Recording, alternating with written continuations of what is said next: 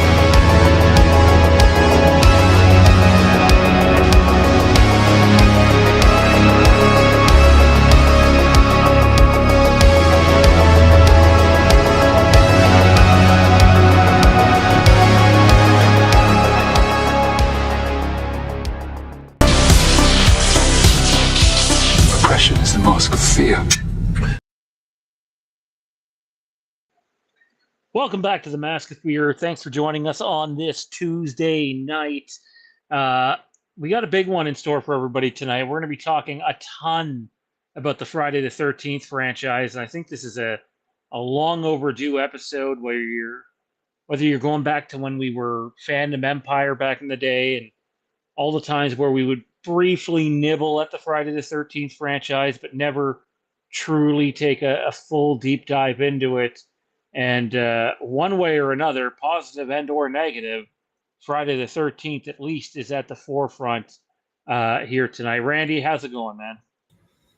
Not doing too bad. Just, had, unfortunately, COVID finally got me last week I've been dodging that bastard for 5+ years. And luckily, I was able to turn the corner around the weekend because I was at a con, stayed in my room until I was good enough to go out there.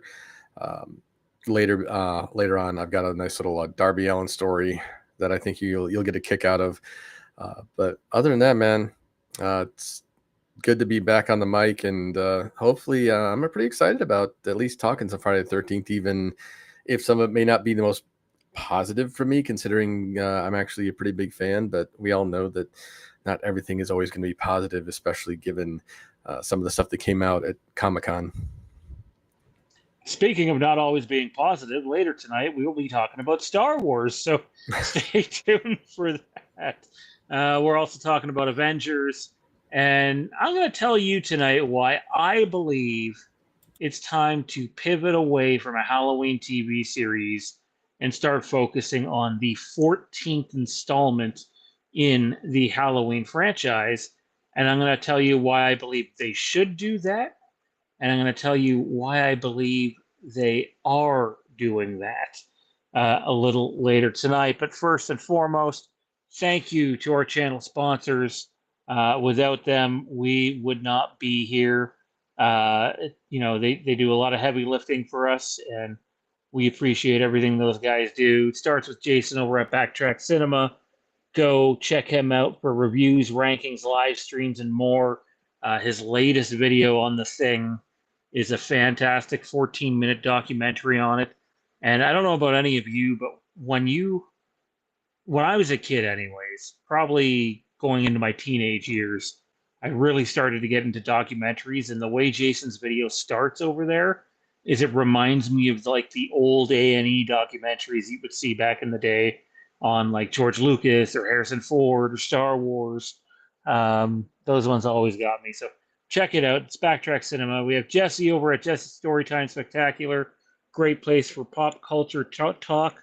I know he's been interviewing some people lately. I don't know if that has been released yet, his most recent one, or if they're still working on that. And Ryan over at Kaulignation for all of your NASCAR needs. Without further ado, though, let's bring in our guest for this evening. First up, he is from Backtrack Cinema. Long history together now. It's crazy how fast the years have gone by, man. It's Jason. What's going on, brother? What's going on, everyone? Thank you, Sean, again for having me on, and thank you for the good comments on a video that took me 3 weeks to edit.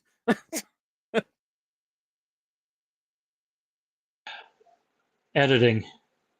Not my favorite thing to do. But the more you do it, the better you get at it. And I know your stuff. I was watching the Thing video, but I was also watching something else recently, and I just thought to myself, from when you had started to where you are now, like the mass growth that you can see when you do stuff like this. Yeah, it's definitely I've just learned some things about, and I still use simple software, but I guess it's the way you use it. And yeah, it's I like doing these documentary style things. I kind of get into the zone a bit with it. So thank you. Awesome, dude. Well, I'm happy that we're here finally talking some Friday the 13th tonight. And another big time Friday the 13th fan we know. He's the co host of the Mask of Fear Halloween Patreon shows, The Curse of Thorn, and The Legacy of Halloween. He's Matt. What's going on, man? How y'all gentlemen doing tonight? Doing good, doing good. I think your background was better before, but I mean, I guess Hey, we'll watch accept your it mouth, son. We're finally here talking some Friday the 13th, fellas. So let's get into this. Let's not waste any more time.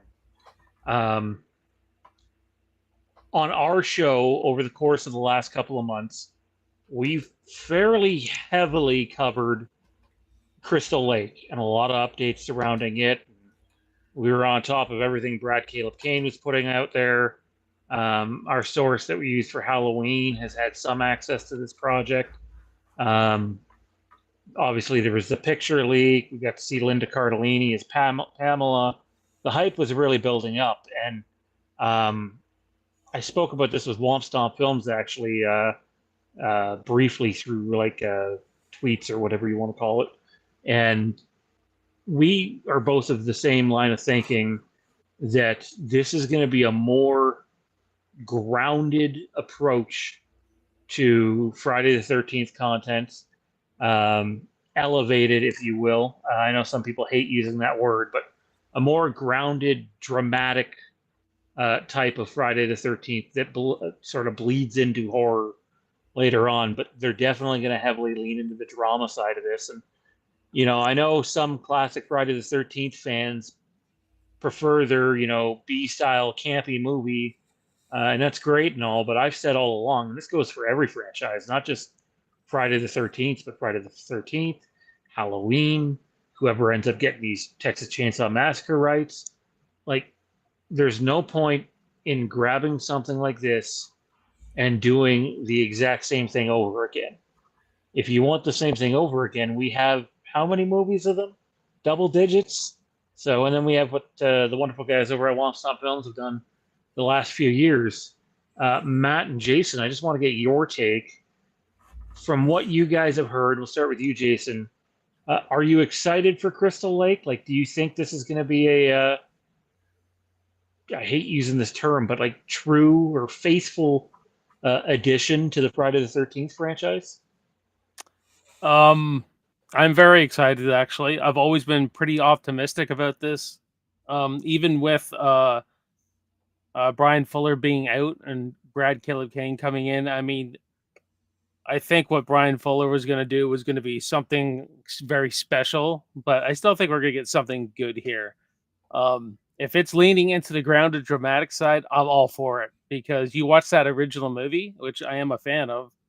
Um, you can kind of feel Mrs. Voorhees' pain. You can kind of feel, even though she's psychotic, it's like, okay, how did she get to this point? And I'm all for the character development, the character study of it all. Completely for it. I love this character, and I think she needs to be out in the forefront for a bit here. So I'm really excited for it. So we'll just have to see how everything goes. But they have a chance here to kind of reset that the first four movies kind of, you know what I mean, throughout these seasons and reintroduce these characters that we know of. I don't know how like who's going to be in it. Like I don't know if there's going to be a Tommy Jarvis will come in it at some point. Who knows? But you have a chance here to reset all that, and I think that's exciting. Yeah, there's definitely going to be a level of backstory explored here that we aren't used to getting in the Friday the 13th films. We had talked about on the channel for a while now that we had heard Jason Voorhees was going to be in it, not just the kid, but like this was all leading up to the guy in. I know people are going to assume that they can't use the hockey mask, but that's not true. They can. TV is different than cinema; they're a whole different set of rights. Um, so whether they go right to the hockey mask or baghead or whatever they want to do, we'd heard that either at the end of season one or the beginning of season two, that Jason Voorhees would appear in like adult form, but also that the cast of the show, for the most part, is what was told to us, would not roll over into another season. You would be basically recasting the show again for a second season, which would make sense considering where season one takes place. You are going to need a new cast for your second season. So that made sense. Matt, how does all this sound to you? And Jason, maybe you can follow up that, now that we've got confirmation, I think it was Hollywood Reporter that put out Jason Voorhees as an adult is in it, but I think they said the end of season one. I haven't read the article in a few days, but I believe it was the end of season one that they said, and they've already cast the role. Matt, we'll start with you, man. How are you feeling? Now that I think about it, I'm really on board with Jason's idea that you could completely reset the first four movies. Possibly had Tommy Jarvis in, possibly bring in some of the, I guess you could say, what is the heroines, the female survivors and everything. Just recast them. I mean, and just do it completely differently, like a reset. You got a blank slate to do anything you want with Friday the 13th right now, and I think that's really good. And I think that you got that. I've been, and I'm not pissed, but I think they're fast tracking Jason a little too much. I've been one who's been a proponent of the backstory. The backstory. I think there's a lot more we can tell that could uh, um, take place most of all the season and not even show Jason. But everybody, everyone wants to see Jason. No, everybody. Some people want to see Jason. Not everybody. People want to see a backstory. What pushed Pamela to that point? Who was Elias Voorhees? How much of a participant in Jason's life was he? There's a lot of stuff they can do with it. I'm glad they're doing the backstory, but I'm scared that they're not doing enough backstory. But I'm excited. Don't get me wrong, I'm excited. Jason, how do you feel about Voorhees showing up in season one and them having this thorough of a plan for the show? Um. Well, I don't know. Maybe it's a time jump at the end of season one. Um. But I hope we get to see Pamela through most of the first season. Um. I think like there's when I play this out through my brain, I'm kind of like, wow, like we could get that opening scene in Friday the 13th with Barry and Claudette. Oh, maybe it wasn't just Barry and Claudette. Maybe it was a whole massacre, and it got this the Camp Blood massacre wasn't just two people; it was freaking everybody. Um, who knows? Will they push the envelope to even she does some kids in? I do not know. I don't think so. But this could be something like you could probably wrap the original movie, um, like the Kevin Bacon characters and all them. You could probably wrap that up in one episode.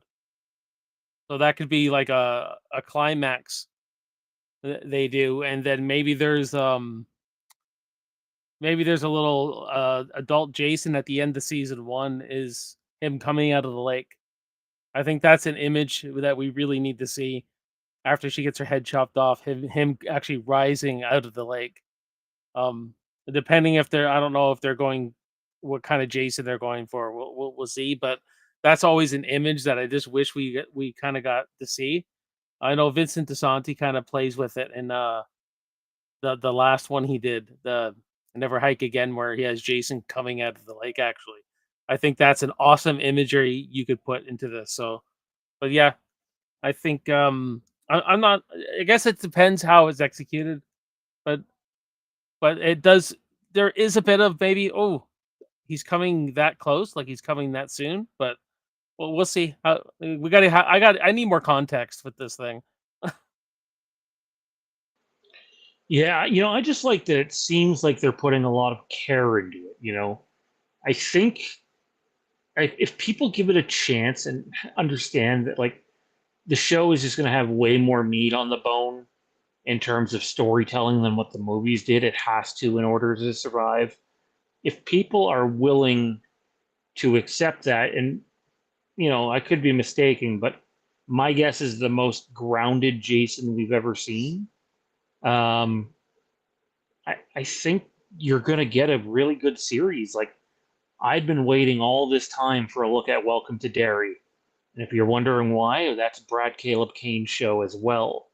So I'm not a big It guy. I didn't mind the new movies.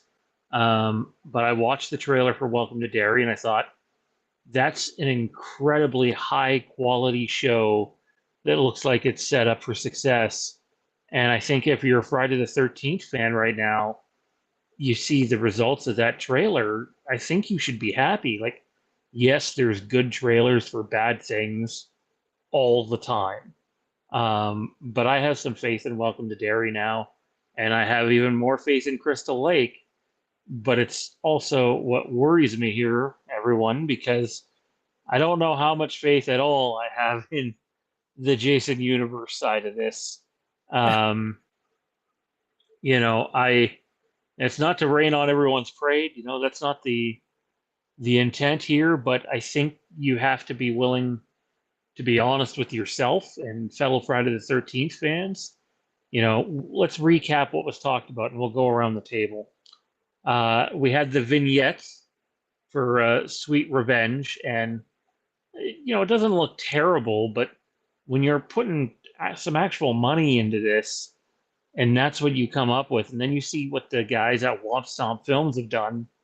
It's like, what are we doing here? Like, it's almost like it's the Temu version of what Womp Stomp did. And, I thought Womp Stomp, for those who haven't seen Never Hike Alone, Never Hike in the Snow, and I can't remember, is the third one Never Hike Alone 2? Is that the official title for it? I can't remember. Never Hike Again, I think. Never Hike Again. Okay. I think. Like, those movies are incredible. Yeah. And they did a wonderful job with them. So to have a bit of an uninspiring, lazy vignette with one of the worst looking masks I've ever seen is not a good start to things.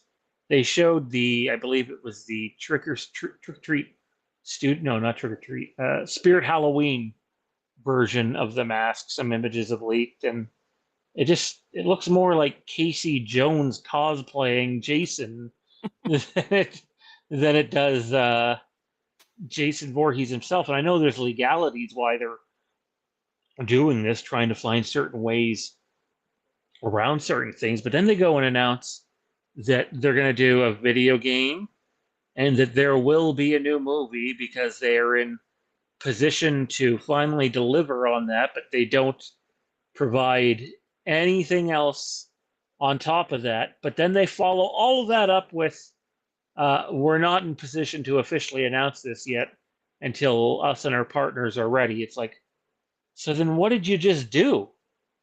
Like, it was had they gone out there and been, had some level of conviction in their announcement and, just a little bit of evidence that this is a real thing and not just pumping the tires on something because you're at San Diego Comic-Con, which is not unheard of, by the way, people. Happens all the time. Look at how many Star Wars movies have been announced at Star Wars Celebration, later to never happen. It's a friggin' yearly occurrence at this point. I think had they knocked it out of the park this past weekend and had some level of evidence that any of this stuff was going to happen, on top of the positivity that I think Crystal Lake is slowly building, it could have been a home run weekend. But instead, you just have half the fan base fighting if any of this is going to happen or not. Like, there's literally no more information to discuss on the movie or the game other than what I just mentioned. That's it. Like, is there any reason at all, Randy, to believe that this is the beginning of a new movie and new game coming? Or is this just them pumping the tires and crossing their fingers and hopefully we'll get something? Because it didn't seem like a sure thing to me. I think what we're seeing here is them kind of throwing something against the wall and see how well it sticks. Obviously, any type of movie announcement, hey, other than Jason being in it, can you give us anything? Hey, you've announced a video game. Can you give us anything about it? And they really didn't. They just said, hey, this is what's potentially coming out, which is fine. If it's in pre-production and they're trying to get the ball rolling, I get that part. It's bad enough when it came to the mask, when you see like side-by-side pictures of the OG mask and then their mask, the fact that the other mask, it looks like a before and after of, Jason mystically getting a proctology exam and him being shocked, because that's exactly what the eyes make it look like. It's bad in that respect. Now, granted, yes, the use of shadows, you might be able to get away with it a little bit, but in the light, there is absolutely no way that I would look at that and be like, I am absolutely terrified of that mask. No, I'm not. But that was always part of the thing with Mystique with Jason, is he was always physically imposing, and based on what I'm seeing of the actor that they've got to portray the adult Jason, he's not really big. Now, granted, that's what special effects are for, and he's got time to bulk up and get beefier so that he can actually at least appear, imposing in some way, shape, or form. But they're showing, even with the vignette, it just isn't enough. And I feel like they were trying to bank on the goodwill garnered by Crystal Lake to try to get people even more excited about it. And yet I think what they did is the opposite. They've got people excited for Crystal Lake, but the other stuff, it's the wait and see approach. And honestly, it's time for the fans to kind of speak up to the point of the mask needs some work. You got to get the mask right. There's got to be a feeling you get when you see this mask, not going, oh, look, Jason looks surprised. We can't have that every time he walks around the corner and it's like he's surprised people are there. I'm going to go kill them now. We just can't have that. Yeah, sometimes things do change. Someone gave an example. I forget who it was, but like all the backlash that was around the Sonic movie. I think it was about his eyes? Oh no, he had like almost a human face on a hedgehog body. It was ridiculous. The teeth were human, the eyes were human. Nothing about it looked like Sonic. And then they went back and changed that. Obviously extensive work, but like these things can happen if fans can make themselves heard loud enough in a meaningful, non-toxic manner. But we'll have to wait and see what happens in that regard. Jason, what do you think the likelihood of a new movie is here? Like, don't you think if this was something they were really going to be pumping the tires on, we would have been given something like a writer, producer, even director, even if it was early on? I think so. I really don't know what the hell they're thinking, especially with this. I'm wondering if they're kind of anticipating the success of Crystal Lake series. And what if Pamela becomes a character that people are like, "Oh, I want more of her. I want more of her." And then Jason starts because it's like, okay, maybe we'll give the fans Sean was talking about, those fans that just want blood, guts, and titties. We'll give them this, and this almost feels like this is all you Friday the 13th fans want, is this guy in any kind of thing that resembles a hockey mask, just hacking kids up at a camp, them doing drugs, having sex. You know what I mean? And it's almost like they're anticipating a move if Crystal Lake series just completely takes off. Um, that's what it kind of feels like to me in a way. Anyways. Yeah, I mean, they could be. Part of that feels a little disingenuous on their behalf, but I could see them trying to piggyback it, but it doesn't change the fact that at least actively there's an active lawsuit still in terms of the film rights that are going to make it hard to do this. Not impossible, but very hard to do this. I will say this much though, is we're going to put a video later this week. I don't want to give a day yet because I don't want to promise a day and then me be late on it. I will say this. This is directly from, the mouth of our source that we use at the channel, who was basically on the money for all the David Gordon Green Halloween stuff. You can draw whatever connections you want in terms of that. But I heard from him that there's at least a studio trying to make it happen, trying to help be like the middleman in the rights deal so that there's no limitations on what assets can be used and they can make just the legitimate next Friday the 13th film. I've probably already given away who that studio is, but stay tuned later this week. We're going to put out a video and maybe there's something there, maybe there's nothing there. But Matt, you're the last one on this particular topic, dude. Is a movie going to happen? Is this the beginning of it happening, or is it a lot of smoke and no fire? Once again, I think Jason's right. I think they want to see how popular Crystal Lake is. Do we have certain characters that have life? Do we want more Pamela?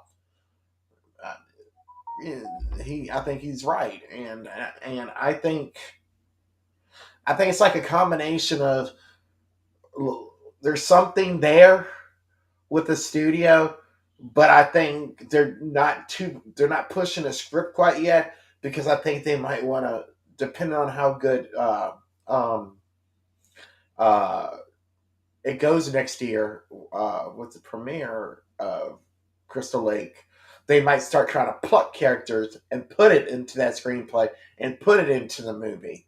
I don't think we're going to get that many seasons of Crystal Lake. I don't think there's too. Um, I don't think you can do more than. I've heard 4. I've That's heard the just it. plans 4, but like that can change, right? All it takes is the show to take off, and then there's a bunch of pressure for the network to go, oh, well, here's X amount of dollars to do 5. Here's X amount of dollars to do 6.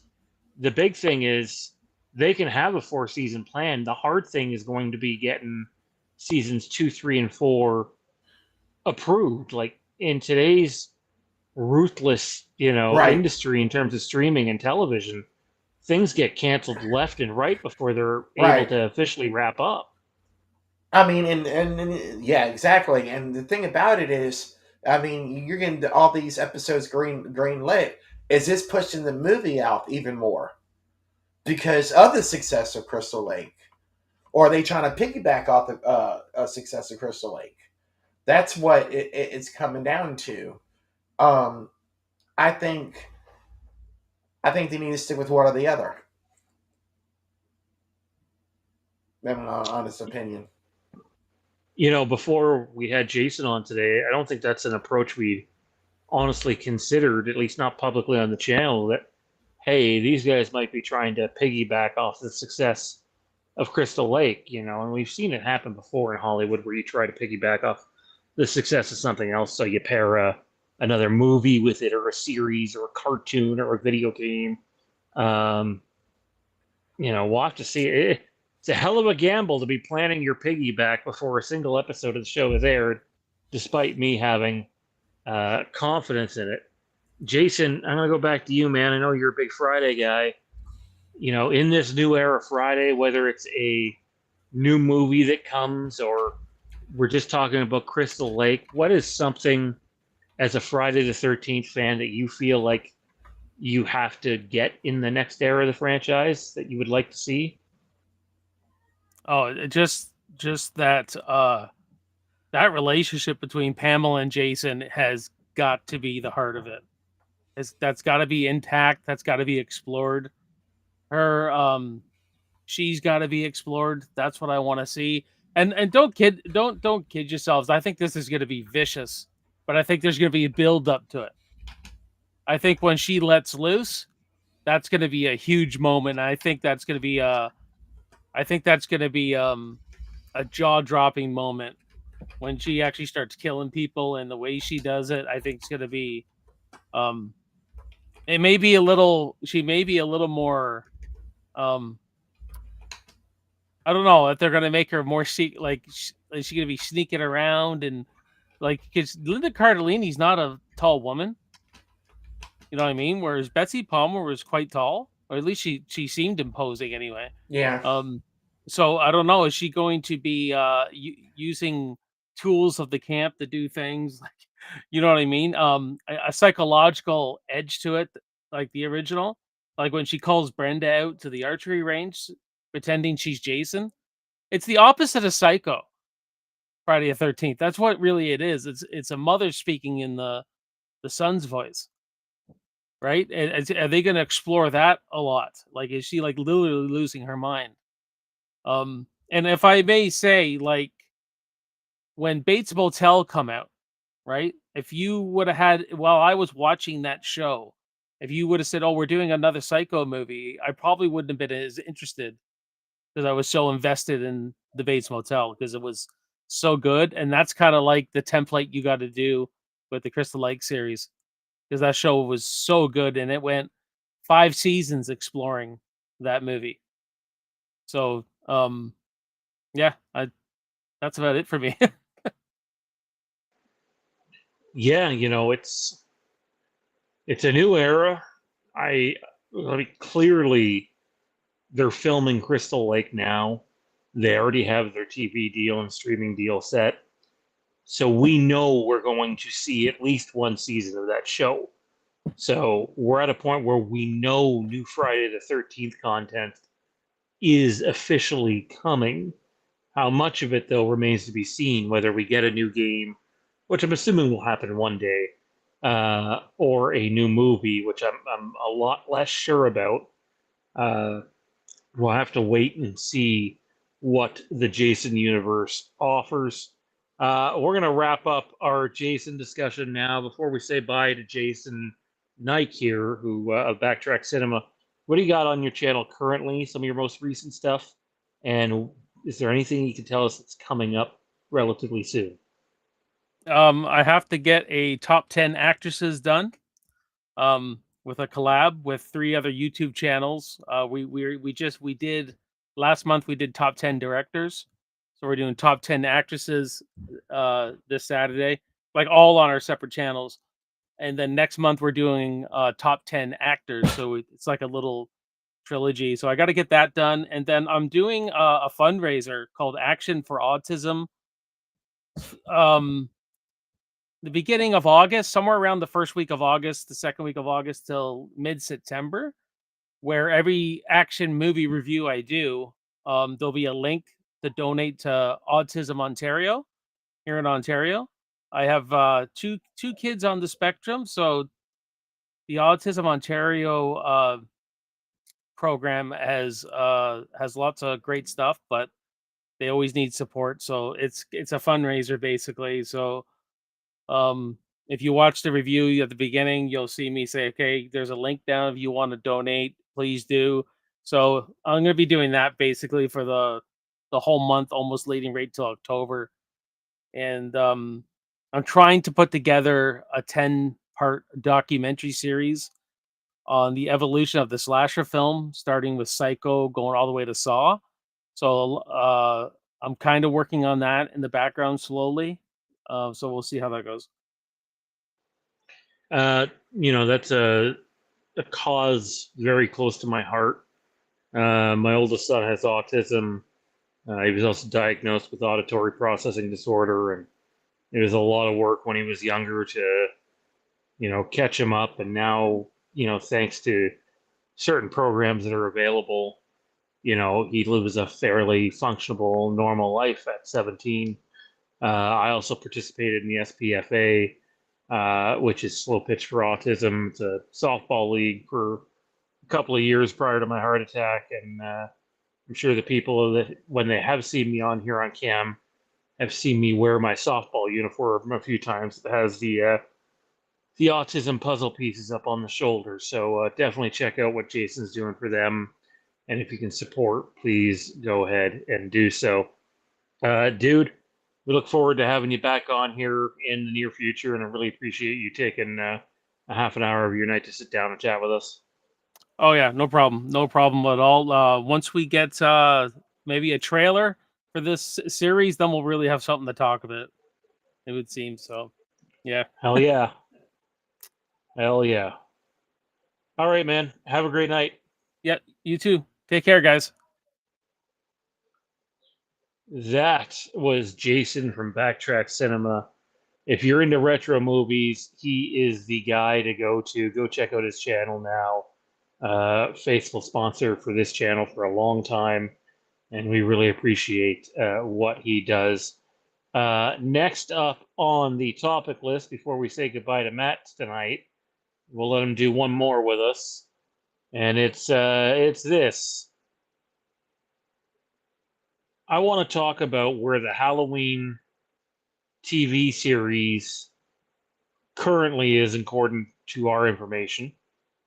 So, take it with a grain of salt, and why I believe it's time to pivot to a movie. I had a conversation yesterday with one of our sources at the channel. It's been very good to us for a long time.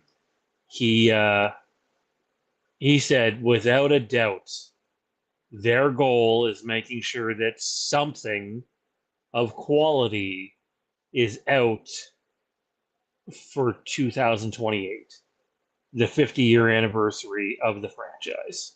But now, this is exactly how he worded it. It is 2025, halfway through, more than halfway through, and he's not sure we're any closer to getting a series made than where we were 8 months ago. So, you're running out of time. It's not impossible. It's very possible to still get a series out before 2028. But as we've talked about on this channel so many times, their plan was to do a season of TV that leads into a movie. I'm of the opinion it would be almost impossible to accomplish both before 2028 at this point. Randy? Yeah, it's definitely very frustrating. If you're a diehard Halloween fan and this is like you're hearing this, I feel bad. I feel sorry for you because it feels like you're not getting a whole lot of anything. It just feels like this is what they want to do. Great. I'm glad this is exactly what you want to do. What's the plan? Something. Give us something. Give us anything. Give us a story. Give us anything we can possibly hold on to that would actually make us feel like there's hope that something will come out for the 50th. Because at this point, it feels like all they're doing is talking. It feels like all they're doing is saying, this is what we're going to do. That's great. We're on board for what you want to do.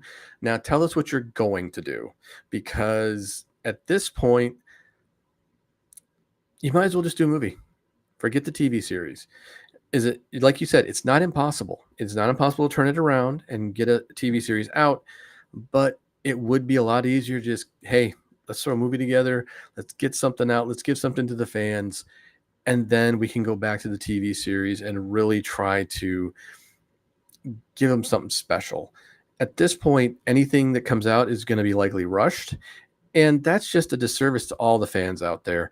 We need, as a fan, I mean, I'm not a huge fan, but as a fan, I feel like with the 50th coming up, I just want to be, I just want someone to be like, here, thank you for all the years of watching and, enjoying, here's your passion and your fandom rewarded. And it just doesn't feel like it's heading in that direction. And that's really kind of shitty. Not going to lie.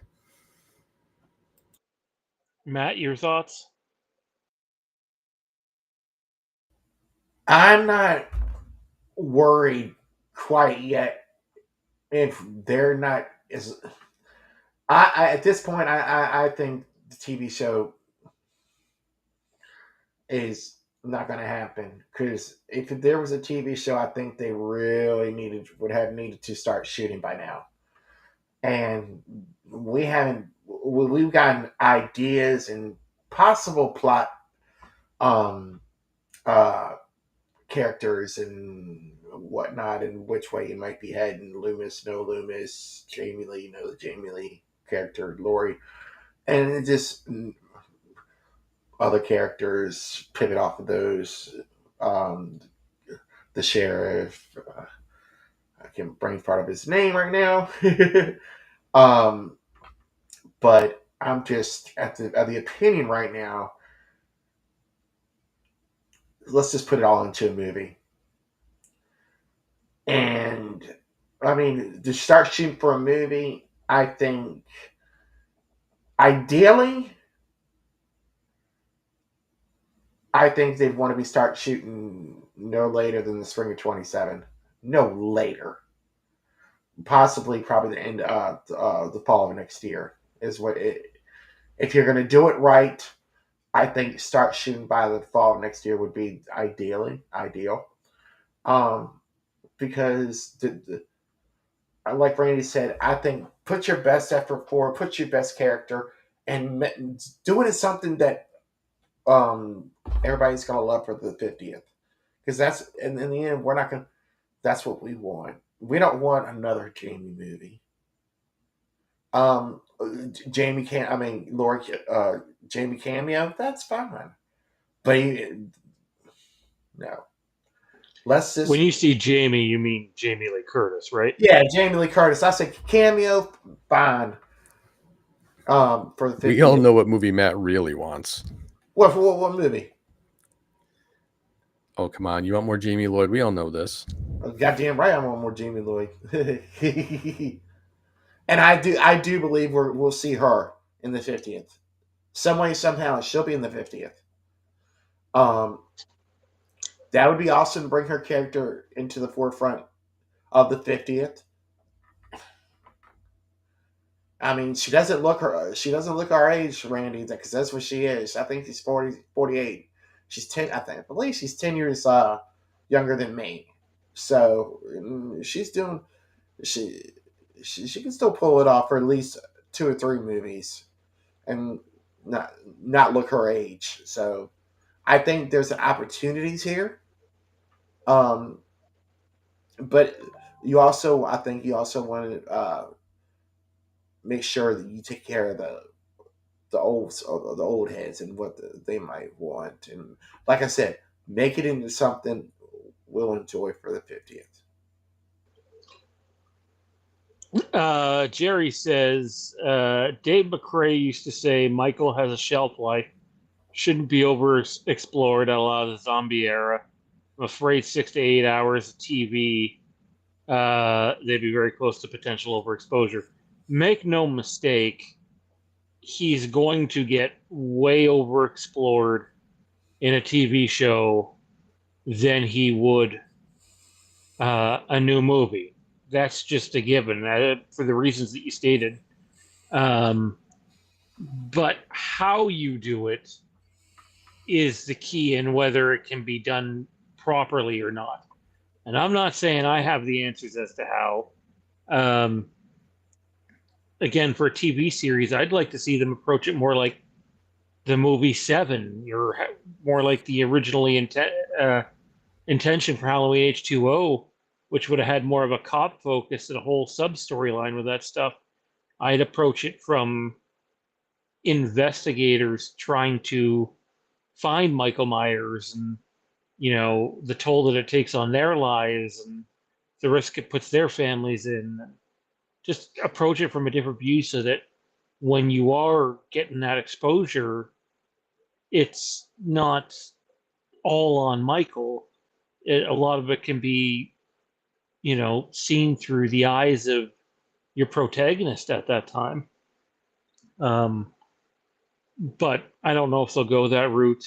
I do think it's time to pivot to a movie, though, fellas, simply because I do think you can still shoot this thing in winter of 27 and it's in theaters by October of 28. I have no doubt in my mind that's possible. But it's finding the right story. Last we heard, there isn't a right story yet. So, other than early treatments they were working on, information has been sparse. But at least with a movie, one of the ways I would approach a movie is, and let me know what you guys would think of this, but make just a standard Halloween movie. Don't just title it Halloween. We don't need another one of those.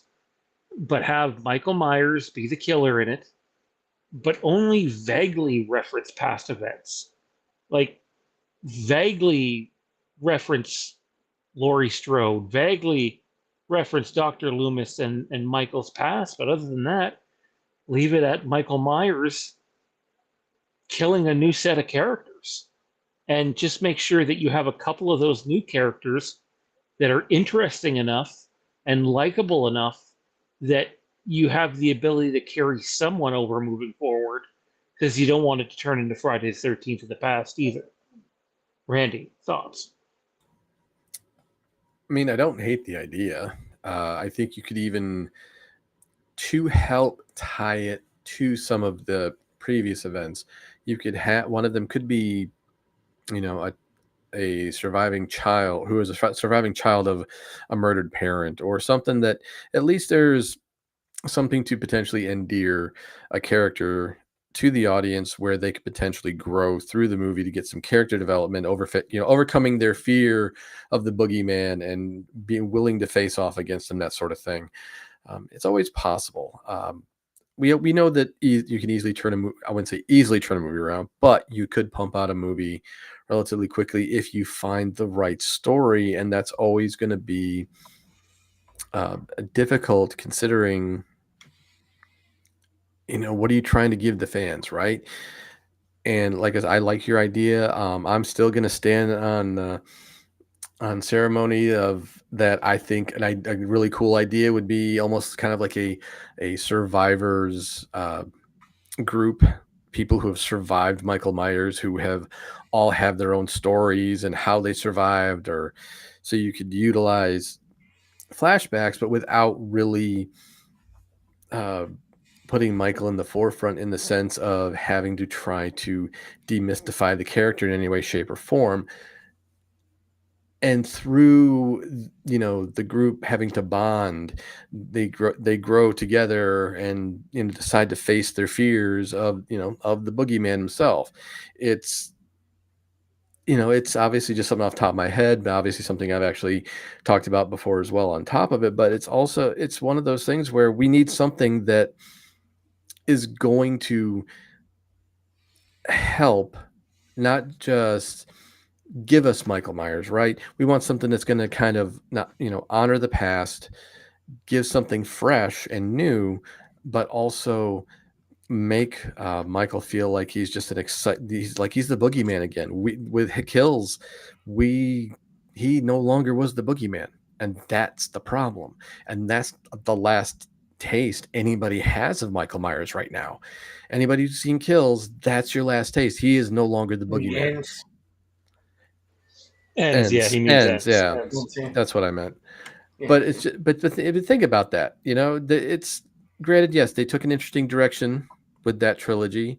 Started off strong, middle was okay, and the end was the end. But ultimately, it was they just thought, evil can just transcend, evil can be passed along. No, the boogeyman should always be the boogeyman. You should always be afraid of the boogeyman. There should be, and I think what we need out of a movie is something that makes you fear the boogeyman again. So, by chance, are we going to have Busta Rhymes in this one too? Good God. Survivor. Only if he knocks on your door and says "trick or treat, motherfucker." Then that's the only way it's going to work. No, but I like your idea, Randy, but also I like Sean's too. Without representing the past, but so much. If you're going to take a character, I would take somebody like Lindsay Wallace, but don't have her as a core part of the story, as a reference, as somebody they can go and talk to, somebody like that. But don't elaborate on it. But I also love the idea of Randy's survivors. You're not, like you said, you're not, the last movie gave you, you're not afraid of the boogeyman anymore. You are afraid of the boogeyman in Kills, or what he was doing, the fact he was going to come to that hospital. You are afraid. And I think just the end of it was stupid. Even carry on. Okay, it might be able to carry on, but you're still fucking afraid of the boogeyman. And I think if you're gonna do it, you need to do something where you're that for the 50th that you're afraid again. And if you don't, it's gonna be a disaster. But I think they're smart enough to know that at this point. Well, the question we have for you, the audience, is do you think they should pivot to a movie or continue with their goal to make a Halloween TV series? Share your thoughts down below. We would appreciate the engagement. Also, don't forget to like, comment, subscribe, turn notifications to all in order to keep up with all of our content. And for bonus content, including shows like the Halloween Tiers, Curse of Thorn, and The Legacy of Halloween, you can also get wrestling content, Star Wars content, and more over on our Patreon. And that's patreon.com/The Mask of Fear. The link is in the description below. We would appreciate the support if you want the extra bonus content. That's going to bring it to an end for our Halloween topic. Matt, thanks for taking an hour out of your night to join us, man. Yes, sir. Any final thoughts? Yes, go CM Punk. Handle your business come Saturday night. I'm sure he will for all of 5 minutes. Yes, get that belt. Yeah, for 5 minutes, unfortunately. No. That's what I think is going to happen. So we'll see. We'll see, buddy. Anyway, thanks for doing this tonight, man, and we will Yes, sir. catch you again. Yeah, y'all have a good night. Take care.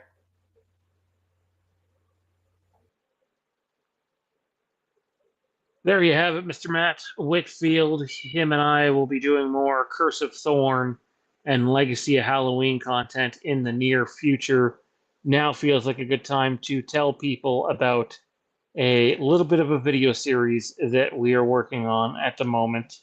Over the course of the next month or so, you're going to see 4 videos come out from us in total, and we hope that you enjoy them. I'm trying to load them here unsuccessfully, so bear with me. But we're going to get back to some of our Halloween content that we used to do on the channel, and we're going to lean in to those wonderful Taking Shape books by Dustin McNeil and Travis Mullins. And we're going to be doing a 4-part series on Halloween The Missing Years, a sequel that was in the works in the 2000s by writer Jake Wade Wall. We're going to be dissecting some of the information that's in Taking Shape 2 and some information that we have been able to get our hands on ourselves. Again, that is coming in the very near future. You'll be able to see parts 1, 2, and 3 live on YouTube.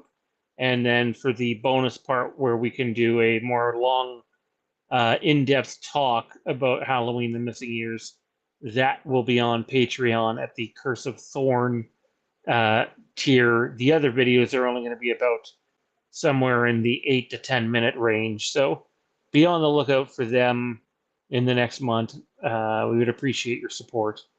Randy, let's move this thing to Avengers. You know, we spoke a little bit before about how it felt like, you know, they might be rushing this thing along a little bit. And now we have confirmation that there is no finished script for this movie, and talent, meaning actors and actresses, don't even know if they're going to film more. They're basically standing by waiting. Not like they haven't had that part of their contract cut out. Obviously, they have to be contractually obligated to stand by and wait. But many of them don't even know if they're done. They might be done. They might not be done. I want to have faith that this is going to be good, man. But this doesn't feel like the right way to go about things in order for it to be good. What are your thoughts?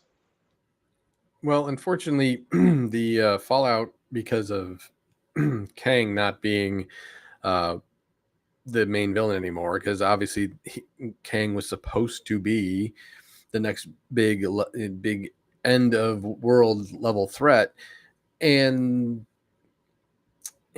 law issues took care of that right off the bat. It's a shame because I really did like the way they portrayed Kang, but it is what it is at this point. They moved forward. They decided to pivot to Doctor Doom, and now we're seeing the repercussions of not really having a solid plan leading into Doctor Doom. Obviously, the Russos have handled Marvel well before with Infinity War and Endgame, but the problem here is that was a well-laid plan that had they planned it out meticulously over the years to lead up to that specific moment. Here it feels like, holy shit, we need to do something fast to get the fans back. RDJ is Doctor Doom. Perfect. Next. Now who do we get back? We get the guys back who did Infinity War and Endgame. Bam, done. Okay, next. And now we're seeing how some of the movies are going in the sense of pushing that particular narrative of Doomsday. And I don't know. I think it feels like you're right. It does feel like it's rushed. It does feel like it's rushed in the sense of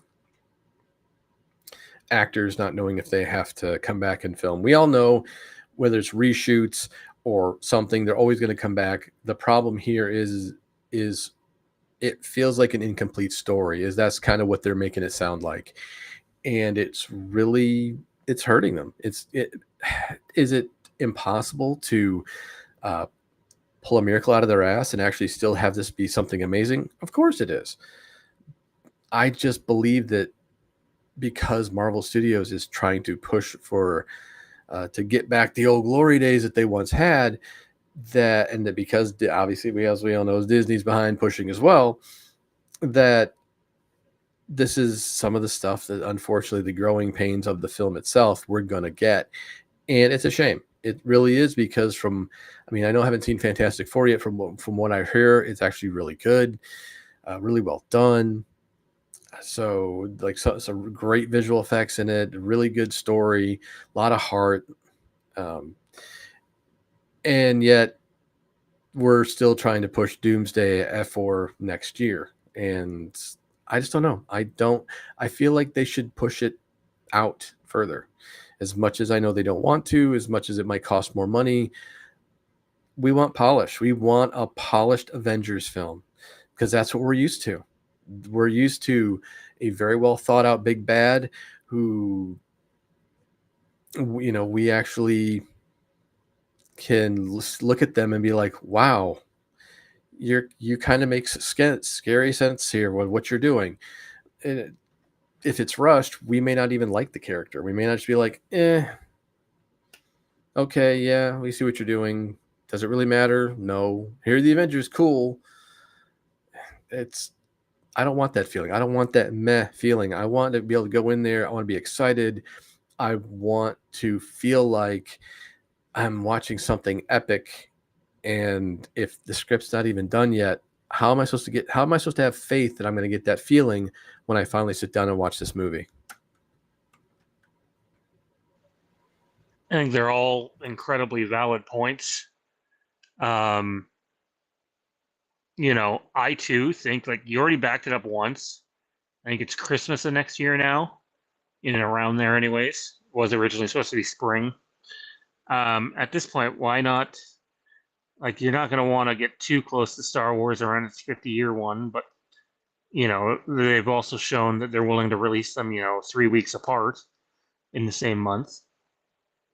So why not give yourself another 6 months and get it right? You might not need 6 months to finish your writing and stuff. But use your extra time and use it wisely. If you have the time, use it. Don't just sit it on a shelf. Like, one of the most ridiculous things I ever heard is when we were doing all of our Halloween Kills coverage and everybody was in lockdown with, the COVID shutdown, and they delayed the movie a year. There were some channels trying to push the idea that Blumhouse, Universal, and Trancas just sat the movie on a shelf for a year and made no changes to it. It's like, are you out of your goddamn mind? You bet your ass they're going to use that extra time to clean things up. And, there might not have been additional filming shot during that time, but they did use that time. Make no mistake about it. Like, there's too much money that goes into these things to just let something sit. If you have the extra time, use it. And when we're talking Disney-sized budgets, you definitely should be using the extra time if you can have it. Not to mention, we're getting a Spider-Man film next year. It has Spider-Man, the Punisher, and the Hulk in it. I don't think pushing a movie 6 months is going to hurt when people are still going to be talking about that movie. No, I agree. It's cool that we're getting that. Especially that trio. That's what's really cool about it. But you're right. Let's let it breathe. Let it, give people the chance to enjoy Spider-Man, be excited, and let it, let the all of a sudden be like, oh wait, when's the next one coming out? When's the next one coming out? Let it die down enough to where people are getting excited and getting hyped. And but if they push it a little bit further, just a little bit, doesn't even have to be that much longer, just to polish some stuff off, you can really generate enough buzz that people are going to have that same feeling again, and that with Infinity War and Endgame. But only if they actually are willing to do it and willing to take the time to just be really super careful and polish it. And at this point, I feel like they need to do it. It's not just I want them to do it. I feel like it needs to be done just to ensure the quality and integrity of the characters are done right.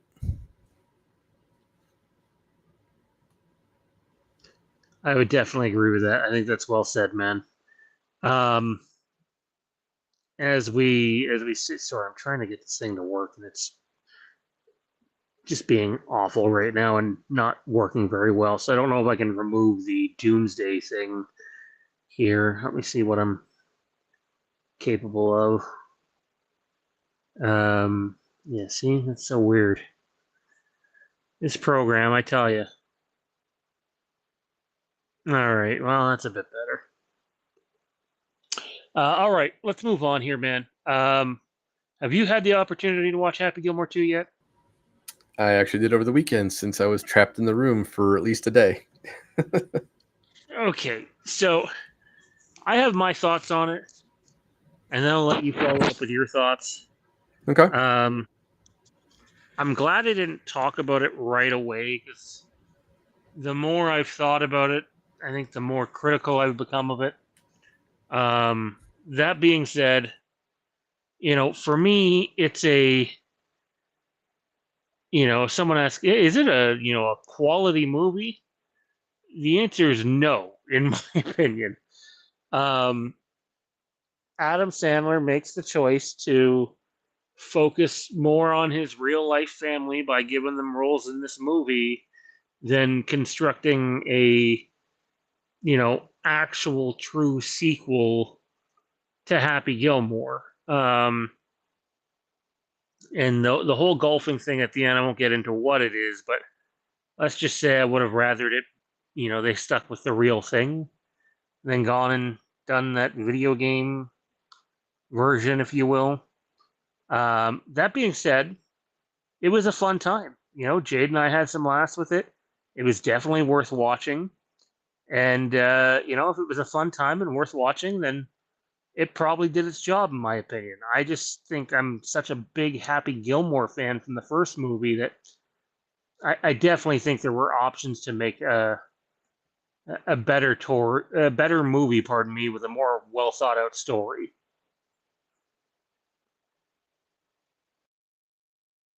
No, I agree with you on that. It's definitely not going to win any awards. If it does, it could be some Razzies. You never know how that goes. But yeah, it wasn't great. It wasn't god awful. It was, I guess the best way to describe it is serviceable for what it was trying to do. There was that bit of nostalgia there. There was the assload of cameos that you would come to expect from a movie like this. Some of them were extremely well done and a lot of fun. And I think Adam Sandler understood that you're never going to recreate the magic of the first movie, but the demand's somewhat there for a sequel, and he delivered something. Was it great? No, but it was a sequel nonetheless, and there were some good moments. There was some really heartfelt moments, but ultimately, I'm not going to sit there and be like, this is the greatest thing I've ever seen, because I would easily burn in hell for lying so hard. But yeah, it was, for what it was, it did the job. It had some good laughs, even though they were cheap. Had some great moments, and yeah, I didn't hate it, and I would watch it again just even if it is on in the background.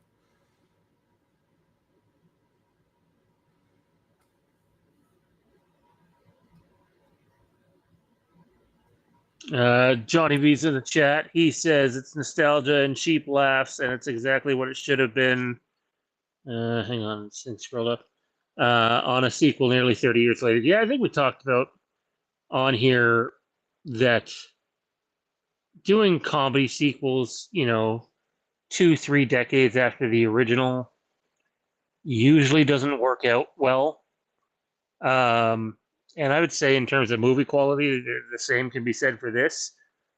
I think there was a real movie to be made there, not just a social media buzz thing. And it felt more like that than a movie. And I enjoyed it, but and I'm glad I watched it, and it was fun at the time, even though there's some things that I'd probably do differently.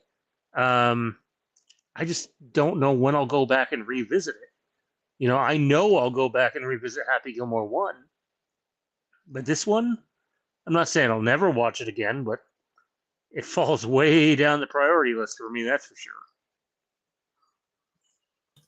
I mean, you could always make it a watch party if you really wanted to. That force yourself to watch it again. But I would do Happy Gilmore first before I go with the sequel. But you're right. They had potential there for a real sequel, not just something to give, like you said, it's for social media, it's for clicks. And it's a shame that a lot of content, not just in movies, but a lot of stuff nowadays, it's all about clicks and viral moments and things like that. And that's kind of what this movie really was. It really was just like, hey, look, we got a sequel to Happy Gilmore. Every 5 seconds on social media, every other commercial, whether it be something from Subway on TV or whatever. Even if you started talking about it because our phones pick up everything, all of a sudden you're on Facebook and there's a thing for Happy Gilmore too. It's, that's kind of what it was. And I don't know how many pictures into his deal Sandler is, but I know that it was quite a few with Netflix, and it's probably another reason why he I just believe pumped he one out. re-upped. Oh, okay. So yeah, it's part of the deal. So here's a movie. So it wasn't not worth watching. I enjoyed it for what it was. I'm just not gonna give it any awards for anything. It was good, dumb fun. Turn your brain off and enjoy. Yeah, I would say I agree with that for sure. Dustin says, sorry, it's hard to read this. I'm on my phone. One day we will have a similar opinion on a movie, Sean. I just watched I Know What You Did Last Summer and thought it was okay. Seeing Fantastic Four Thursday. I thought Fantastic Four was good. I didn't think it was great. I didn't think it was bad. I thought it was good. So, take home what you will for it. And in terms of I Know What You Did Last Summer, if you've seen the movie, then you would know this without me giving anything away to those who haven't, is I have to give them credit for having the balls to make the choice that they did. And I just wish it was having more financial success, because I think that kind of thing definitely warrants a sequel and a continuation of the story.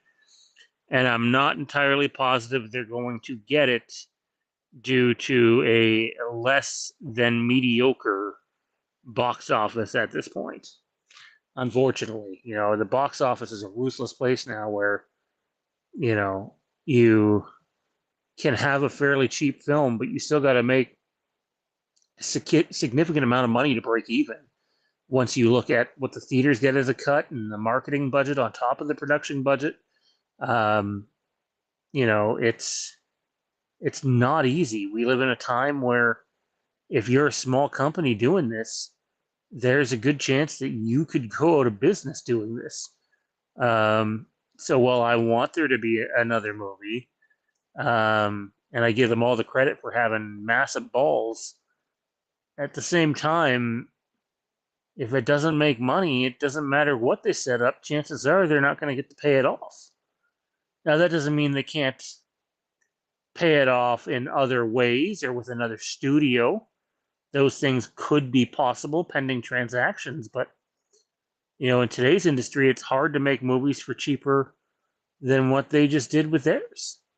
So, but it's Sony, and Sony does have a way with these things, so I wouldn't completely rule out more movies at this point in time. If it was a smaller company, I might say that, it's dead in the water, but because it is Sony, they might have a little more flexibility and leeway to find a way to continue than if it were with a smaller studio. Trying to see where we are here. Let's continue, man. There are some Star Wars rumors out there, my dude. And I feel like it's time to do some debunking. So put on your debunking hats and strap yourselves in for this jump to light speed, because we are going to talk about some Star Wars rumors that have been gaining some traction just in terms of people talking about them, but why I don't believe any of it's true.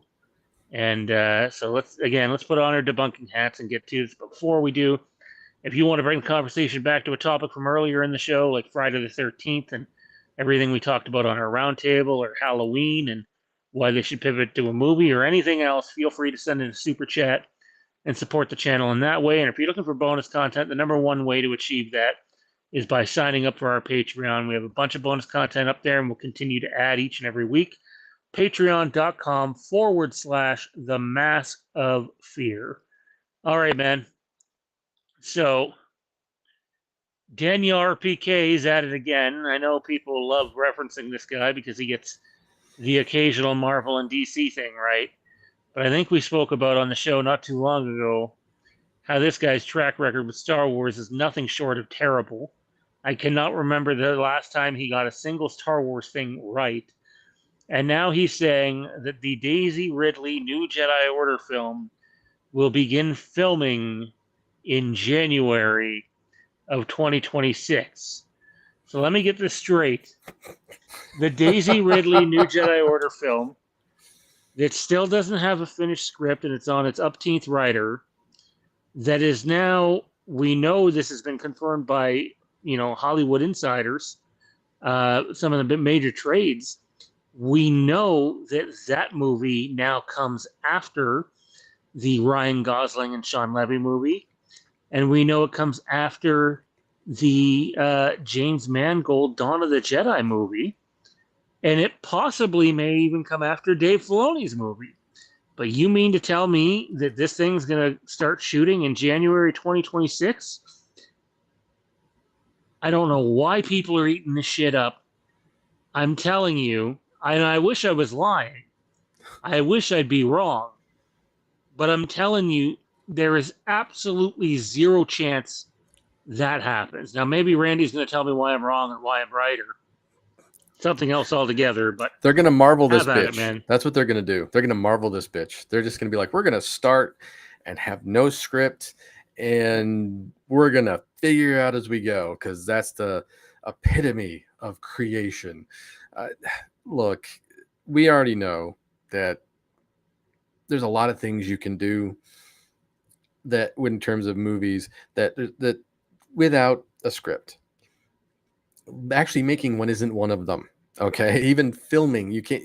It's like, what do we got? Stuff on we got crayon drawings on napkins. Is that what we got? That's our script. That's our story. It's, I don't know where they're getting these ideas. It's, gotta love clickbaits, right? You gotta love the clickbaity shit. I don't know. I feel like I'm gonna trust kind of the timeline we already had a pretty solid idea of, versus them saying, versus someone who doesn't have a great track record stating, hey, filming begins at the beginning of the new year. Okay, it's like, where's the cast? Script? No, none. We got Daisy Ridley. Okay, what's she doing? It's like, if you're gonna say this stuff is gonna happen, let's have more information than just saying it's gonna happen, because it's like, we could be like, oh yeah, this is gonna, Darth Vader's gonna show up. Okay, how, when, and where? I can make stuff up too. I can go on social media and try to make a viral tweet. And the thing is I want to see this movie get made. I would love to see her get a really good fair shot at being Rey, and far enough removed from her saying that she's Rey Skywalker, far enough removed from that we can at least have a really good feel for how much the character's grown and developed. People need to stop with this crap of it's going to start filming at midnight, January 1st, and it's going to have Vader and somehow Palpatine returned, and we don't need this crap. I'm over it. Yeah, I wanted a new Jedi Order film, right? Like, one of the best batch of Star Wars books there are the New Jedi Order series, which basically tells the story of the Empire and the Republic / Jedi having to come together to battle this extraterrestrial threat in the Yuuzhan Vong. And while some believe that might be what's going on right now with where Ahsoka is and the things that Thrawn mentioned, it might be leading up to that.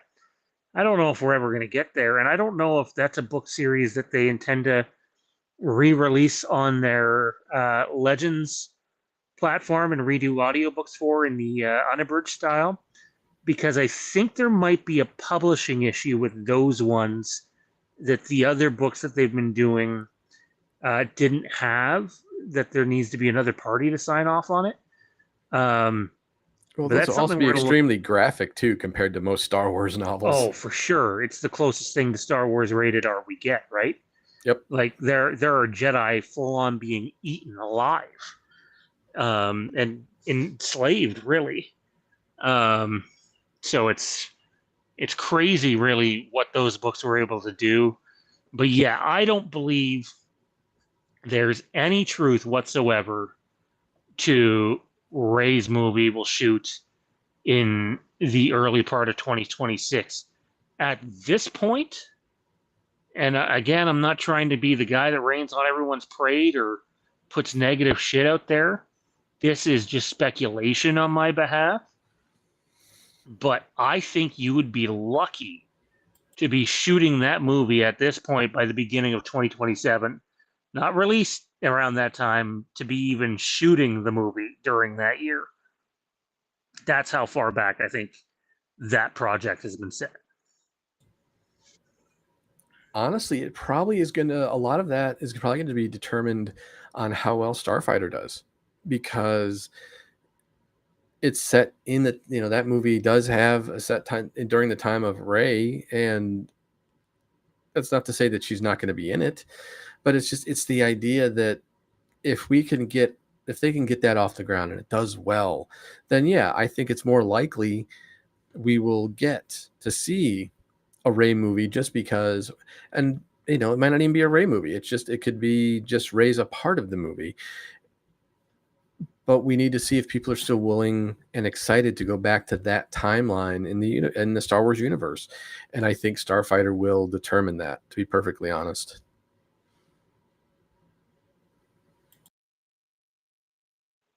Yeah, I think the performance of Mando and Starfighter, and if Ahsoka Season 2 gains steam heading into a Filoni movie, which we believe would be a continuation of that and a continuation of The Mandalorian and Grogu.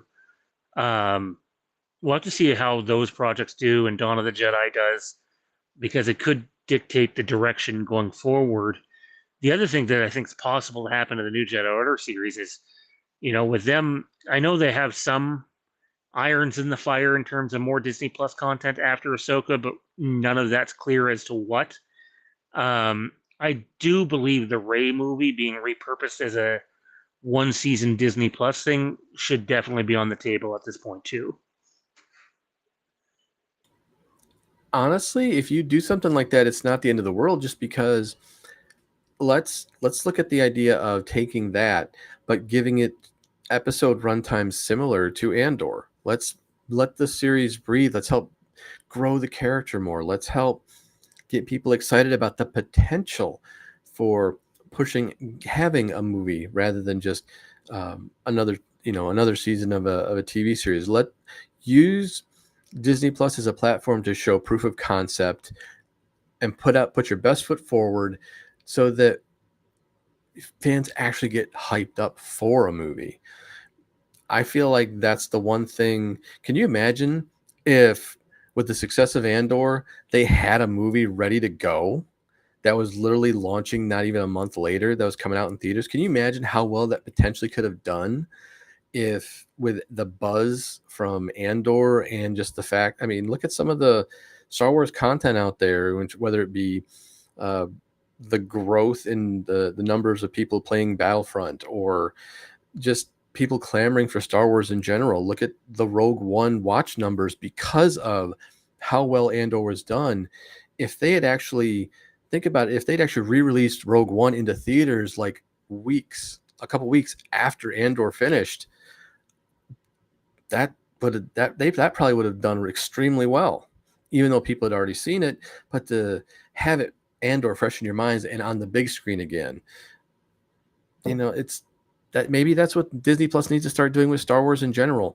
Put out quality content on the platform to get people excited for going back to the theater again at some point.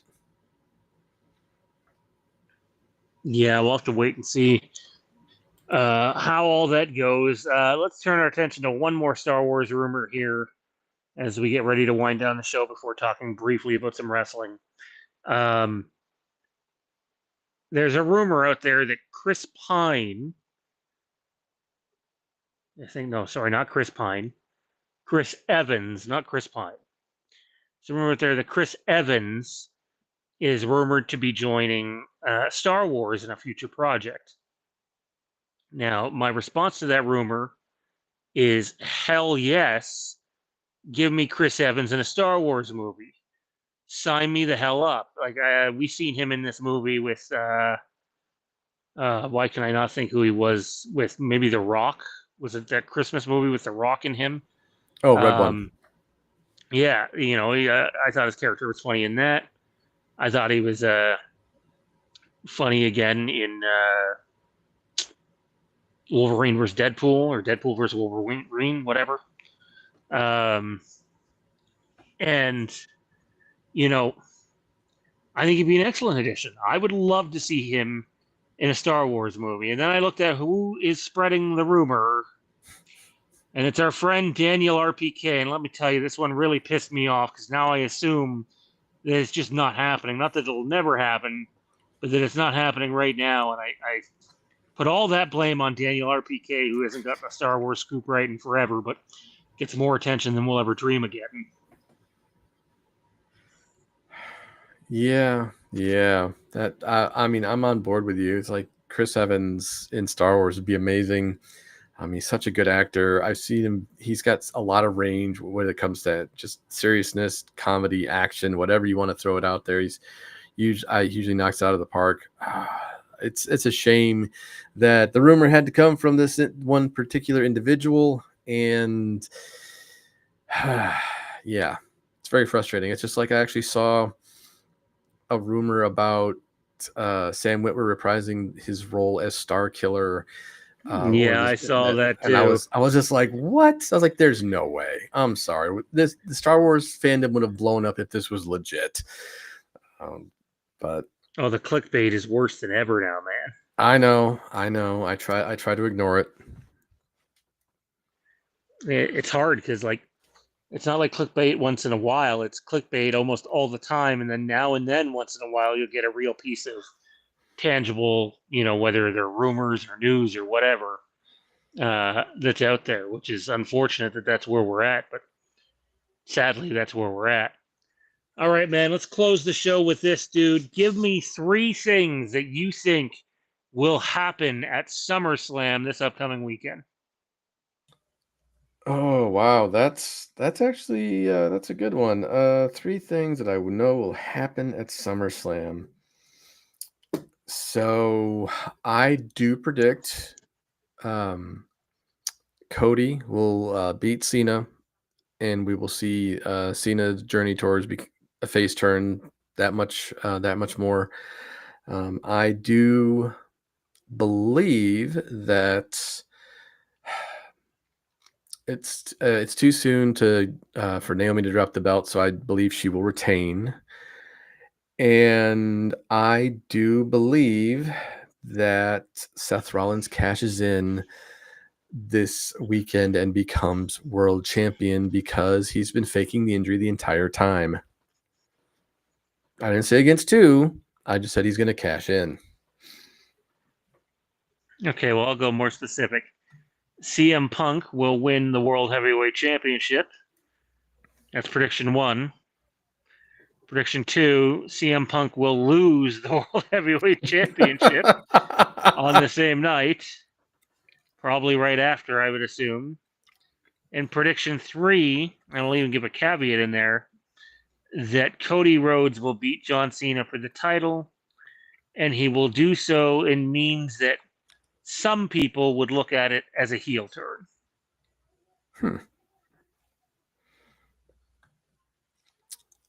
I mean, it is basically a no DQ match, so anything's possible.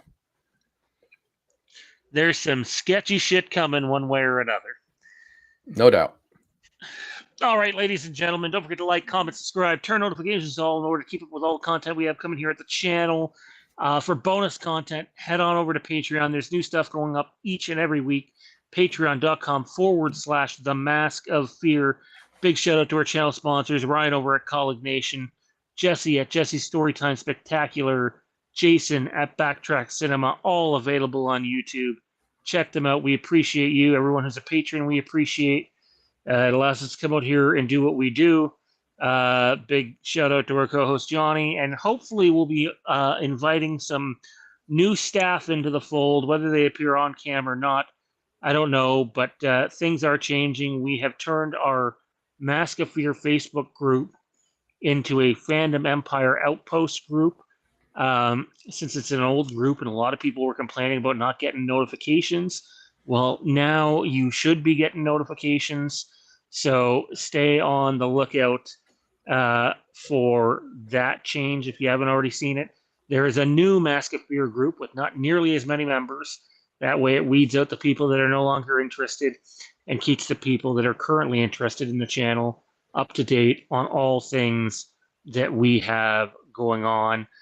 We are hoping to shore up details on a Ahsoka rewatch season, which would primarily be featured over on Patreon. I think right now what we would do is have the first episode be live on YouTube, and I think it's 8 episodes long.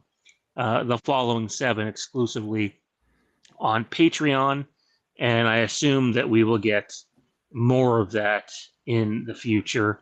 Randy, anything you want to plug, buddy? So you can find me over at X at Katie Giles. Sean and I have been talking. We're going to be working on some Patreon content here soon for all of you, so be on the lookout for that. And other than that, that's about it. Yep, very much so. Zach and I have an Untitled show coming to the channel. We've been slowly working away at a snail's pace here, week in, week out, trying to get ready for launch. My guess is sometime in the next 2 to 4 weeks, that show will launch. And it'll be, a pop culture fandom show that has some fun interactive stuff involved like Zach and I typically do. Randy and I are also working on something, and there's been a lot of talk about doing something for Smallville. Haven't come to terms yet on that, but there's a reason why you've seen Lex Luthor in our new intro, and it's because we do intend to do something Smallville-oriented. Speaking of that new intro, we will let each and every one of you watch it one more time as we say bon voyage for the night, and we will see you all next week. Have a great week, everybody.